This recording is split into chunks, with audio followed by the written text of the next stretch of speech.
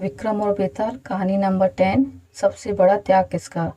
मदनपुर नगर में वीरवर नाम का राजा राज करता था। उसके राज्य में एक वेश्या थी जिसका नाम हिरण्यदत्त था। उसके मदन सेना नाम की एक कन्या थी। एक दिन मदन सेना अपनी सखियों के साथ बाग में गई। वहाँ संयोग से सोमदत्त नामक सेठ का लड़का धर्मदत्त अपने मित्र के साथ आया हुआ था। वह मदन सेना को देखते ही उससे प्रेम करने लगा। घर लौटकर वह सारी रात उसके लिए बेचैन रहा। अगले दिन वह फिर बाग में गया। मदन सेना वहाँ अकेली बैठी थी। उसके पास जाकर उसने कहा, तुम मुझसे प्यार नहीं करोगी तो मैं प्राण दे दूंगा। मदन सेना ने जवाब दिया, आज से 5वें दिन मेरी शादी होने वाली है, मैं तुम्हारी नहीं हो सकती। वह बोला, मैं तुम्हारे बिना जीवित नहीं रह सकता। मदन सेना डर गई। बोली, अच्छी बात है, मेरा ब्याह हो जाने दो। मैं अपने पति के पास जाने से पहले तुमसे जरूर मिलूंगी। वचन देके मदन सेना डर गई। उसका विवाह हो गया और वह जब अपने पति के पास गई तो उदास होकर बोली, आप मुझ पर विश्वास करें और मुझे अभय दान दें तो एक बात कहूँ। पति ने विश्वास दिलाया तो उसने सारी बात कह सुनाई। सुनकर पति ने सोचा कि यह बिना जाए मानेगी तो है नहीं, रोकना बेकार है। उसने जाने की आज्ञा दे दी। मदन सेना अच्छे अच्छे कपड़े और गहने पहनकर चली। रास्ते में उसे एक चोर मिला।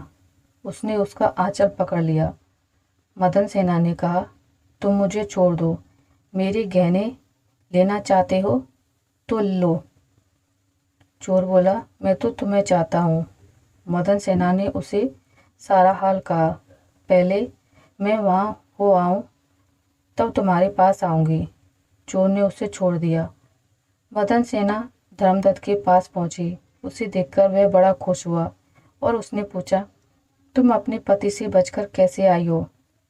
मदन सेना ने सारी बात सच सच कह दी। धर्मदत्त पर उसका गहरा असर पड़ा। उसने उसे छोड़ दिया।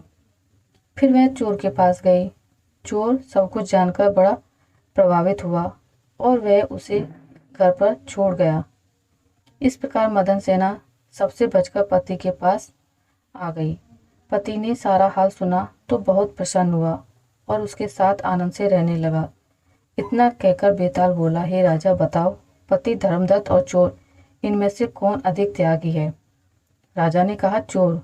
मदन सेना का पति तो उसे दूसरे आदमी पर रुझान होने से त्याग देता है। धर्मदत्त उसे इसलिए छोड़ता है कि उसका मन बदल गया था। फिर उसे यह डर भी रहा होगा कि कहीं उसका पति उसे राजा से कहकर दंड ना दिलवा दे। लेकिन चोर का किसी को पता ना था, फिर भी उसने उसे छोड़ दिया, इसलिए वह उन दोनों से अधिक त्यागी था। राजा का यह जवाब सुनकर बेताल फिर पेड़ पर जा लटका और राजा तब उसे लेकर चला तो उसने 11वीं कहानी सुनाई। तो दोस्तों, आपको मेरी आज की वीडियो कैसी लगी मुझे कमेंट करके ज़रूर बताइएगा। अगर आपको ये वीडियो अच्छी लगी है तो इसे लाइक करें, ज़्यादा से ज़्यादा शेयर करें और अगर आप मेरे चैनल पर नए हैं तो इसे सब्सक्राइब करना ना भूलें। मिलते हैं एक नई कहानी के साथ, तब तक के लिए नमस्कार।